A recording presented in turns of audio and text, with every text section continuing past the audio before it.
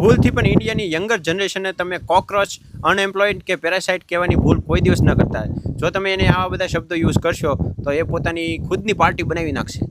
તો રિસેન્ટલી કંઈક એવું જ બન્યું કે આપણા ચીફ જસ્ટિસ ઓફ ઇન્ડિયા છે, એમણે આપણી ઇન્ડિયાની યંગર જનરેશનને કોકરોચ, અનએમ્પ્લોયડ અને પેરાસાઇટ કીધા. તો આવા શબ્દોને આપણી યંગર જનરેશને સિરિયસલી લઈ લીધા અને સોશિયલ મીડિયાનો ઉપયોગ કરીને પોતાની અલગ જ પાર્ટી બનાવી દીધી.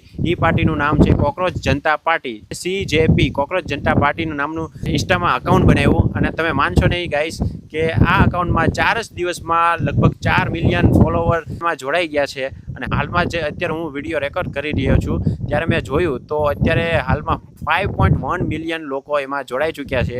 જોકે ચીફ જસ્ટિસ ઓફ ઇન્ડિયા છે આ બધું જોઈને એણે પોતાનું સ્ટેટમેન્ટ ફેરવી નાખ્યું. એણે કીધું કે જે ફેક ડિગ્રી લઈને પાસ આઉટ થયા છે મેં એ લોકોને કીધું હતું, પણ હવે જે કીધું એ કીધું. અત્યારે તો સોશિયલ મીડિયામાં આવી એક પાર્ટી બની ગઈ છે અને લોકો તેમાં જોડાતા જ જાય છે. યંગ કોકરોચ જનતા પાર્ટીમાં જોડાવા માગતા હોય એમાં અલગ જ ક્રાઇટેરિયા રાખ્યા છે. એ લોકોએ ક્રાઇટેરિયા કંઈક એવો છે કે તમે અનએમ્પ્લોયડ હોવા જોવે, તમે આળસી હોવા જોવે અને તમે ઓનલાઈન એક્ટિવિટીઝમાં હોવા જોઈએ તો તમે આ પાર્ટીને જોઈન કરી શકો છો. અને આના કંઈક 4 થી 5 નિયમ છે, જેમ 50% મહિલાઓ માટે અનામત અને રાજકીય દગાબાજી, એટલે કે કોઈ સભ્ય એક પાર્ટી મૂકીને બીજી પાર્ટીમાં જાય તો એને 20 વર્ષ માટે સસ્પેન્ડ કરી દેવામાં આવશે. અને પોતાનું સ્વતંત્ર મીડિયા હશે, દરેક મતનું રક્ષણ થશે, ન્યાયાધીશો માટે પોસ્ટ નિવૃત્તિ નહીં, એવા ઘણા બધા નિયમ છે. એમાં સોશિયલ મીડિયા ઉપર અલગ અલગ સ્ટેટના અલગ અલગ કોકરોચ જનતા પાર્ટીના પેજ પણ બનવા લાગ્યા છે ગાઈસ. તો આ બધું સાંભળીને તમને કેવું લાગે છે કે આ નેપાળમાં જેવી રીતે જૈનજી લોકોએ જે કર્યું એ આપણું ભારતમાં થશે કે કેમ લાગે તમને? જોઈએ હવે આગળ શું થાય.